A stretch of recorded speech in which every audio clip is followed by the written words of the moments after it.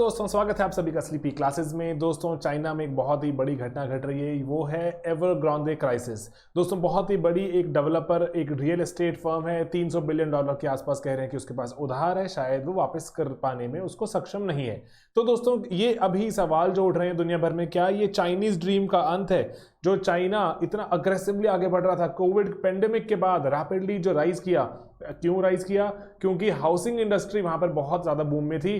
तो अब क्या वो हाउसिंग इंडस्ट्री जब क्राइसिस में आएगी, सबसे बड़ी उनकी जो फर्म क्राइसिस में आएगी, तो क्या चाइना पर प्रभाव पड़ेगा, दुनिया पर इसका क्या प्रभाव पड़ेगा, ये देखते हैं इस वीडियो के थ्रू। दोस्तों, सबसे पहली बात तो हमें जाननी है, जो जरूरी है, एक टर्म वो बात जो अभी सामने आ रही है, वो है मार्केटाइज डिफॉल्ट। दोस्तों, मार्केटाइज डिफॉल्ट क्या होता है? सरल शब्दों में देखें, मार्केटाइज डिफॉल्ट क्या होता है? जैसे हम देख रहे हैं कि 2008 में हमने देखना शुरू किया कि जैसे यूएस में बहुत बड़ी फर्म थी लीमन ब्रदर्स, जब वो कोलैप्स करी, पूरी दुनिया भर में फैल गया उसका जो इंपैक्ट। तो अभी वो कह रहे हैं कि अगर बहुत बड़ी कंपनी को डिफॉल्ट करती है, जो उसका उधार जो बकाया है वापस नहीं कर पाती, तो अब हमारे रेगुलेटर जो हैं, जो सरकारी रेगुलेटर्स रहते हैं, वो थोड़ा बेटर अब इक्विप्ड हैं, थोड़ा बेटर नो हाउ में रहते हैं कि हम कैसे मैनेज करें। अगर इतनी बड़ी फर्म अगर डिफॉल्ट करती है, तो उसको कैसे हम वहां पर ऐसा एक प्रभाव उसका रोकें कि बाकी सब लोगों पर प्रभाव उसका ना पड़े। ठीक है, तो मार्केट में उसका बढ़िया से एग्जिट करवाया जाए और उसको रीस्ट्रक्चर ऐसे किया जाए कि मार्केट में उसका कंटाजियन, या फिर हम बोलें कि उसकी जो इन्फेक्शन है मार्केट में दूर तक ना जाए, उसी फर्म या उसके आसपास ही सीमित रहे। तो ये मार्केटाइज डिफॉल्ट की बात हो रही है कि मार्केट्स सीख गई हैं कि कैसे डिफॉल्ट को हैंडल करना है, रेगुलेटर्स एंड सरकारें सीख गई हैं। दोस्तों, एवरग्रांडे का कुछ ताल्लुकात देखते हैं। सबसे बड़ी चाइना की जो बिगेस्ट डेवलपर है एंड सबसे ज्यादा उधार में भी है। ना सिर्फ दोस्तों चाइना में, दुनिया की सबसे ज्यादा इंडेटेड, जो देखें अगर ये प्रॉपर्टी की यहाँ बात करें, $300 बिलियन लायबिलिटीज में है, पैसे वापस करने वाले। एंड यहां पर देखें, सिर्फ पैसे वापस करने, सिर्फ ऐसा नहीं है कि लोकल करेंसी में नहीं दोस्तों, ऑफशोर डॉलर डिनोमिनेटेड लोन्स भी हैं। दैट मीन्स दुनिया भर पर इसका प्रभाव तो एक बार तो पड़ेगा। तो दोस्तों, बिग डील यहाँ पे अगर देखें, जो एवरग्रांडे जो डिस्ट्रेस है जब से चल रहा है दुनिया भर की मार्केट्स में, उसका प्रभाव देखने को मिलता है। ना सिर्फ भारत की मार्केट, एशिया की market, Europe and American markets भी डाउन चल रही हैं इसी के कारण। क्योंकि जो भी अगर किसी ने अगर पोजिशनिंग ली हुई है एवरग्रांडे में, वहां पर उनके शेयर प्राइसेस नीचे गिर रहे हैं, उधार वापस नहीं कर पाएंगे। मान लीजिए मैं बैंक हूं, मैंने उधार दिया हुआ एवरग्रांडे को, एंड वो अगर वापस नहीं कर पाएगा अगर उधार, तो मेरा बैंक एनपीए बना लेगा, बहुत बड़ा एनपीए। इसी कारण बैंक्स के शेयर नीचे आने शुरू हो जाएंगे। मान लीजिए मैं स्टील प्रोड्यूस करता हूं, और अगर जैसे भारत पे बहुत प्रभाव पड़ेगा आयरन ओर का, कि भारत आयरन ओर बहुत सारा सप्लाई करता है चाइना को, वहां पे स्टील प्रोड्यूस किया जाता है। अगर वहां की हाउसिंग इंडस्ट्री कोलैप्स करती है, तो भारत के आयरन ओर पर प्रभाव पड़ेगा। एंड देखें तो आसपास हमारी जो उससे जुड़ी हुई इंडस्ट्रीज हैं, उस पर जो इंपैक्ट पड़ सकता है। तो दोस्तों, इसके बाद अगर देखें और छोटे छोटे इंपैक्ट देखना जरूरी है कि जो फाइनेंशियल इंस्टीट्यूशंस रहते हैं, जो इसके साथ जुड़े रहते हैं, जो मार्केट जैसे पर्टिकुलरली, कि अगर देखें कि ना तो सिर्फ बड़े बड़े बैंक्स, छोटी छोटी एनबीएफसी जुड़ी होती हैं, जो लोगों को उधार देती हैं, जाइए जाके बैंक से आपको उधार नहीं मिल रहा, हम आपको उधार देते हैं, जाके घर खरीदिए, उन पर प्रभाव पड़ेगा। ठीक है, तो इसीलिए कह रहे हैं कि बहुत ज्यादा एक जो चीज हो सकती है। एंड जो बाकी डेवलपर्स हैं, जो चाहे वो छोटे डेवलपर्स हैं, लेकिन हो सकता है रॉबस्ट हो, लेकिन उनके भी अगर देखें कि लोग डर गए हैं कि अब जो बैंक जिन्होंने उधार दिए हुए हैं, जिन्होंने उनको लेंड किया हुआ है, पर्टिकुलरली ऐसे छोटे छोटे जो डेवलपर्स को, उन पर देखें, उन पर भी कोलैप्स होने की अब जो वहां पे डर मंडरा रहा है। एंड अगर हम आगे और टेकअवेज देखें कि जो चाइनीज पर्टिकुलरली जो इकोनॉमी है, चाइनीज इकोनॉमी क्या करती है, पर्टिकुलरली चाइनीज इकोनॉमी बहुत ज्यादा इन्वेस्ट करती है हाउसिंग इंडस्ट्री में। एक एस्टिमेट तो ये कहता है कि बहुत सारे हाउस होल्ड, जो घर जैसे आपको और मेरे से जो लोग होते हैं, 90% के आसपास जो उन्होंने अपना जो धन दौलत लगाया हुआ है, वो घरों में लगाया हुआ है। And they want to own, they want to purchase a house. तो that's a very very big amount जो हाउसिंग इंडस्ट्री जुड़ा हुआ है। एक एस्टिमेट कहता है कि चाइनीज इकोनॉमी का 25%, चाइनीज इकोनॉमी का 25%, दोस्तों बहुत बड़ी बात है, 1/4 जो है वो किससे चलता है? डेवलपर्स इंडस्ट्री से चलता है, कि जो घर बना रहे हैं, बिजनेस सेंटर्स बनाते हैं, दुकानें बनाते हैं। 25% अगर वो कोलैप्स करेगा तो चाइना भी रुकेगा। एंड जो पोस्ट कोविड जो जितनी भी दुनिया भर में रिकवरी हुई, उसमें सबसे पहले चाइना ने ही रिकवरी शुरू करी थी। एंड चाइना की रिकवरी के कारण ही पूरी दुनिया में एक थोड़ा पॉजिटिव आउटलुक आया था, एंड उससे इकोनॉमी चलनी शुरू हुई थी। लेकिन अगर चाइना अगर यहाँ पे कोलैप्स करता है, तो उसका impact will be very widespread. And then दोस्तों, उसके बाद देखें कि जो चाइना में पर्टिकुलरली, राधा दोस्तों अपने देश में भी देखने को मिलता है कि जो हमारे यहाँ पे जो कंपनीज उधार लेती हैं, वो उधार शॉर्ट टर्म उधार लेते हैं कि हम अपना घर बनाने जा रहे हैं कुछ, या फिर ऐसे कंपनी सोचती है कि हम कोई फ्लैट्स वगैरह बनाने जा रहे हैं। एंड वो फ्लैट्स जो जैसे जैसे फ्लैट्स तैयार होते जाएंगे। हम लोगों को वैसे अभी मान लीजिए 4 या 5 साल पड़े हैं कि पूरा फ्लैट कंप्लीट होने में, हम लोगों को वो फ्लैट बेच देंगे एंड उससे पैसा आएगा, जो शॉर्ट टर्म जो उधार है, लोन है, चुकता कर देंगे। तो ये बार बार शॉर्ट टर्म उधार जो गोल गोल चलता रहता है एंड उसके कारण अगर वो जो साइकिल रुक जाए अगर, तो कॉस्ट बढ़नी शुरू हो जाती है शॉर्ट टर्म लोन की, एंड कॉस्ट बढ़नी शुरू हो जाती है तो ऐसा भी हो सकता है कि आप उसको जो उधार को चुकता करने के लिए और उधार लें, उस ट्रैप में फंस जाएं। एंड देन इसीलिए अब जो चाइनीज जो रेगुलेटर्स हैं वो भी किस पे काम कर रहे हैं, लीवरेज की। बहुत ज्यादा जो उधार लेकर कंपनीज बनाई जा रही हैं, बहुत ज्यादा जो उधार लेकर बिजनेस चलाए जा रहे हैं, उनको रोका जाए। चाइनीज इकोनॉमी का पूरा एक ओवरहॉल शुरू हो चुका है। एक्सेस लीवरेज, लीवरेज का मतलब क्या होता है, उधार लेकर काम करना। एक्सेस लीवरेज को वो रोकने की कोशिश कर रहे हैं। इवन वो कह रहे हैं कि वहां पे चाइनीज गवर्नमेंट चाहती है बिजनेसेस पर ऐसा कुछ एक मैंडेट लेकर आना कि उनकी जो लायबिलिटी टू एसेट रेशियो को लिमिट किया जाए कि बस आपके अगर इतने एसेट्स हैं तो इतनी ही लायबिलिटीज आप रख सकते हैं, एंड आपको जो कैश लेवल मैंडेट करना पड़ेगा। जो आपके जो शॉर्ट टर्म जो लोन्स हैं, शॉर्ट टर्म लोन जितना तो उधार जितना आपका है उतना तो कैश हमेशा ही आपके पास होना चाहिए। तो ऐसी वहां पर बातें शुरू हो चुकी हैं।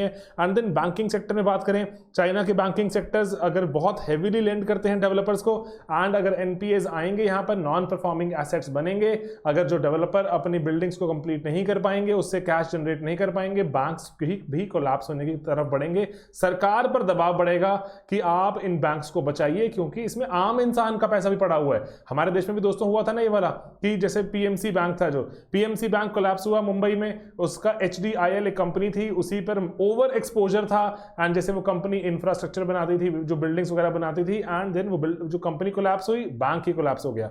तो उसके कारण बहुत से लोगों को अपनी जान भी गंवानी पड़ी, क्योंकि उनका जो जिंदगी भर की पूंजी वहां पर पड़ी थी एंड बैंक ने वापस नहीं करी।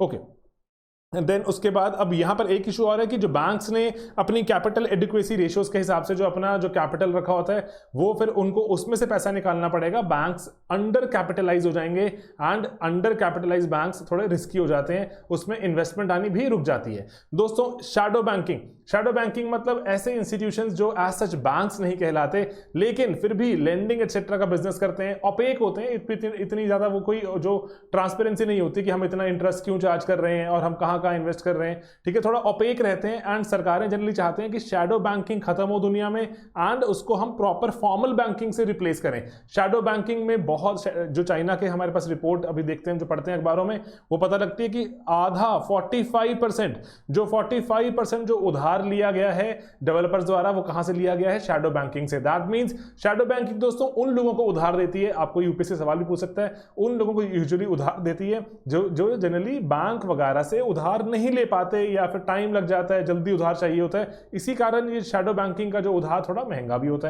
है ना। आप किसी को जान पहचान में जानते हैं, आप बोलते हैं कि अच्छा मुझे उधार चाहिए 2 लाख रुपया, आपको उधार मिल जाता है, मनी लेंडर्स वगैरह अवेलेबल होते हैं, है ना, लोकल जो मार्केट्स में, एंड देन आपको, लेकिन ये चार्ज बहुत ज्यादा करते हैं कंपेयर्ड विद बैंक्स। तो शैडो जो आपका जो बैंकिंग शैडो लेंडिंग वाला जो बिजनेस है, वो भी आपका कोलैप्स कर सकता है। पैरेलली $300 बिलियन का डिफॉल्ट की बात हो रही है।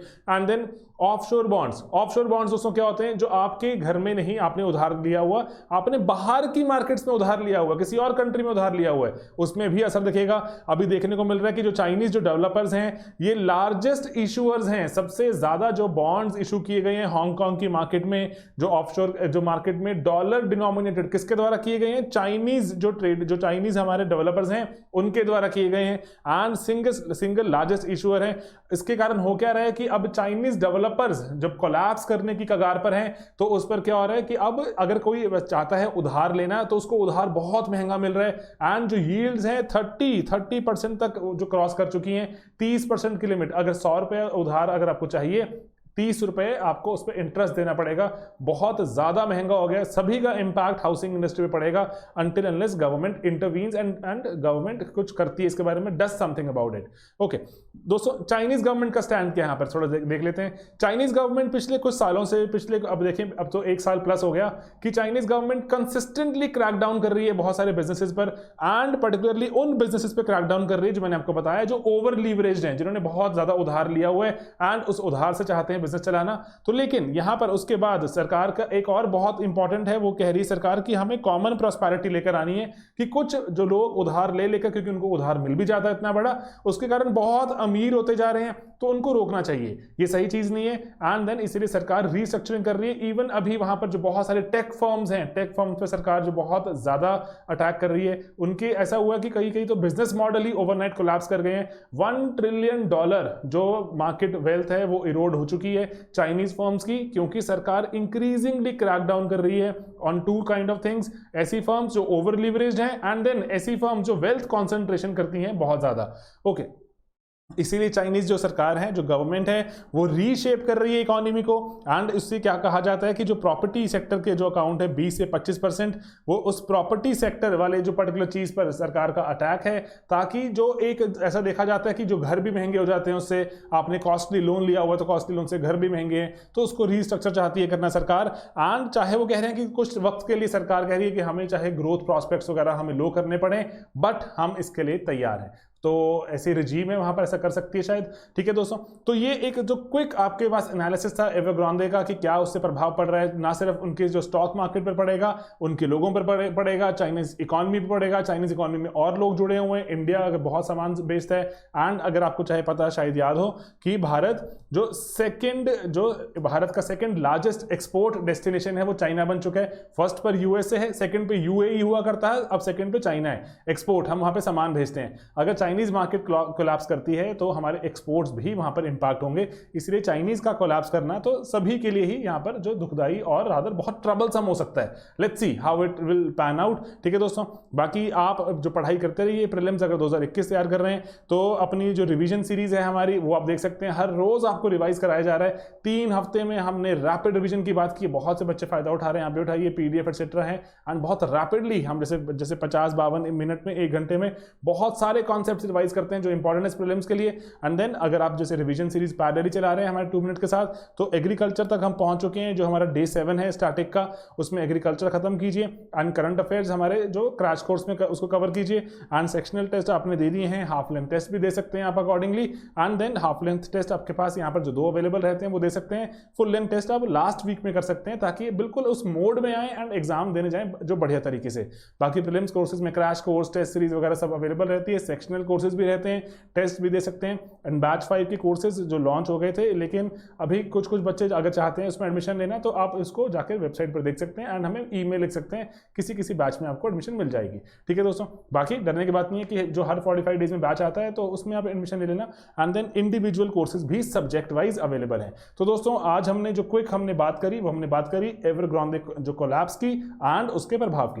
एंड दोस्तों पढ़ते रहेंगे एंड बहुत सारे कॉन्सेप्ट जानते रहेंगे, भारत पे क्या प्रभाव पड़ रहा है। कॉन्सेप्ट जान जाते हैं तो एग्जाम में चांसेस बढ़ जाते हैं कि हमसे ऐसा कोई सवाल पूछा जाए, ब्रॉडर सवाल पूछा जाए, हम उसको टैकल कर पाएंगे। ठीक है दोस्तों, चलिए मिलेंगे अपने अगले वीडियो में बहुत ही जल्द। Bye bye, take care.